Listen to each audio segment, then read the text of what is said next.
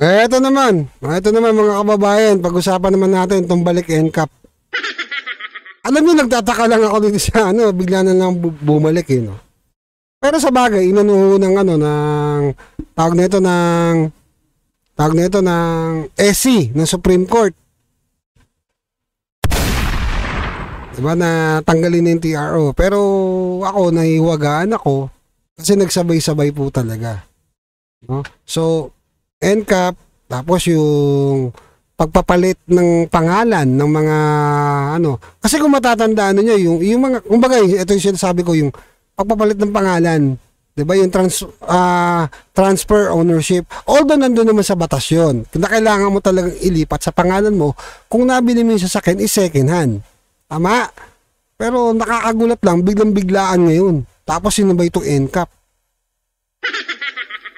Kasi alam niyo, pag binalik ito yung NCAP, natatandaan niyo yung mga nakaraan noon, di ba? Yung nangyari doon sa NCAP, di ba? Ang dami ho nakasuhan na nagkaroon ng violation, yung mga, di ba? First owner, tapos yung second owner ang may dala, tapos yung iba naman, iba yung may dala ng sasakyan, sila nagkaroon ng kaso. Patong-patong pa. Right? Panoorin muna natin itong balita. Tila wala nang makapipigil pa sa pagbabalik sa Lunes ng No Contact Apprehension o NCAP. Ang mga naging problema raw noon ng pulisiyang yan, aayusin na ngayon. Nasa frontline ng balitang yan, si Gerard de la Peña. Dapat. Madalas ginagamit pang monitor ng traffic ang command center ng MMDA sa Pasig. Pero simula sa Lunes, ito na ulit ang magsisilbing mata ng MMDA sa panguhuli ng mga pasaway na driver. Matapos katigan ng Korte Suprema ang petisyon ng Office of the Solicitor General para alisin ang Temporary Restraining Order sa pagpapatupad ng No Contact Apprehension Policy o NCAP sa 7 pangunahing kalsada. Yan ang sinabi 7 pangunahing kalsada, EDSA, C5, Recto Avenue, Quirino Avenue, Araneta Avenue, C6, Ross Boulevard, and Taft Avenue. Yan magsilbing babala na po sa mga motorista at sa mga kagaya nating rider. Tuloy muna natin to, tsaka natin bigyan ng reaksyon. O NCAP sa 7 pangunahing kalsada sa Metro Manila. Ibig sabihin, imbes na mga enforcer, mga CCTV na ulit ang magbabantay at manghuhuli sa mga traffic violator. Ayon sa MMDA, kinatigan sila ng korte na ibalik ang NCAP matapos trumiple ang bilang ng traffic violators nang suspindihin ng NCAP noong 2022. This only shows na pag wala pong nakikitang enforcer sa daan, malakas po ang loob at nawawala po yung disiplina ng mga motorista. Sa dami ng violator. Totoo naman yun, kasi marami tayo nakikitang ganyan, yung biglang, alam niyo yun, yung biglang tatawid. Ewan ko sa mga driver na ganito, parang walang, di ba, alam naman nilang na naka-red light. Although kahit madaling araw, wala ako gano'ng sasakyan. Kaya nga, nagkakaroon ng biglaan. Alam niyo, mabibilis na sasakyan. Di ba?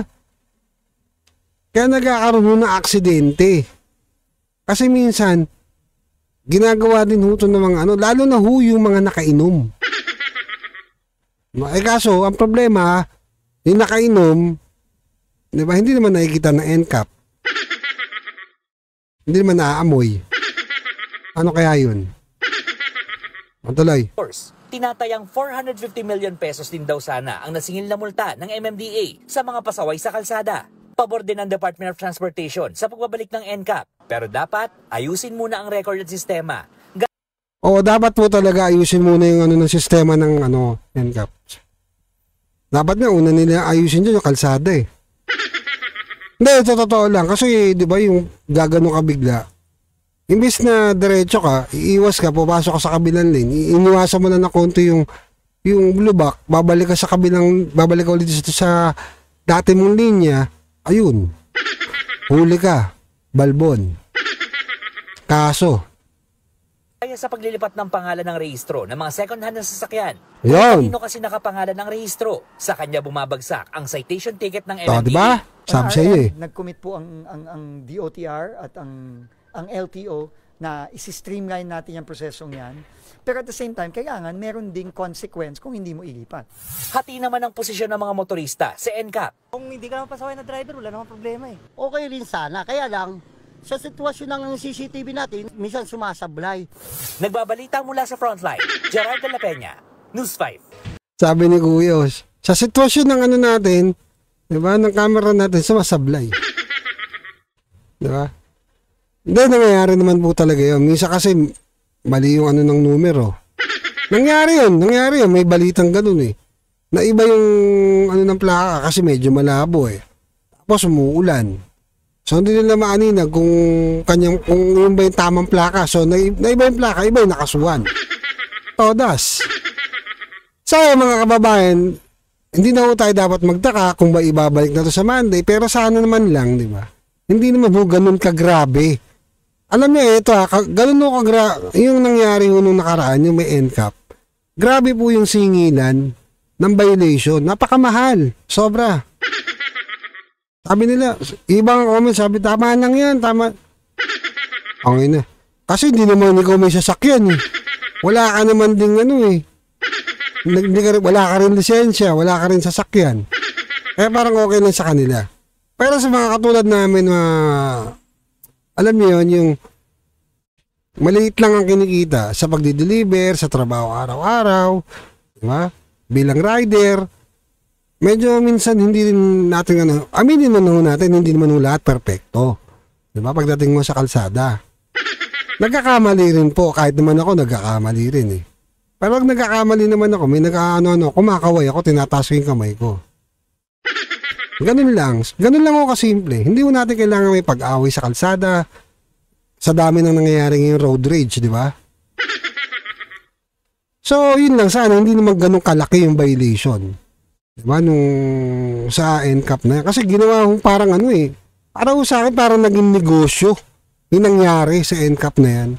Unang-una dyan, yung first violation mo yata, 2.5, tapos naging 5,000 hanggang maging 10,000, hanggang lumaki ng lumaki. Anak ng baka. Mas mahal pa.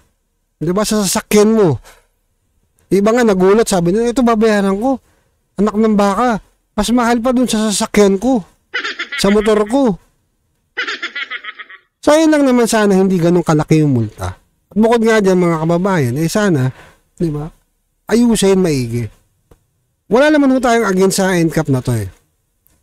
Wala tayong against dyan. Maganda ho yan kasi para madisiplina yung mga kababayan natin. Pero kung gagawin lang din na parang negosyo, kasi kakagulat, biglang nagkaroon ng NCAP, biglang nagkaroon ng di ba, ito na naman yung transfer of ownership. All the time, dapat naman talaga yon. Pero parang nagsabay-sabay sila ngayon. Tapos, mantakin nyo, di ba, yung balita nung nakarang, wala lang tayong video eh. Meron na naman issue ng COVID, no? COVID-19 na ito nga di ba? Meron na naman mga nagpo-positibo. So, importante pa rin yun. Hindi kasi totoo naman sinasabi ko eh. Di ba? Sa opisina namin ngayon, sa trabaho namin ngayon, kailangan na naka-face mask. Face mask na naman. Face shield na naman tayo dyan. Patay kang bata ka. Ayun lang mga kababayan, sana naman ayusin, di ba? Napansin ko rin, pagbalik ni Mayor Isko, parang may malaking hamon na naman sa kanya. Yorme, may malaking hamon na naman sa'yo. Alright, so yun lang, binigyan natin ito ng reaction. No? Don't forget to like and follow sa ating mga channel from TikTok to YouTube and Facebook. Alright.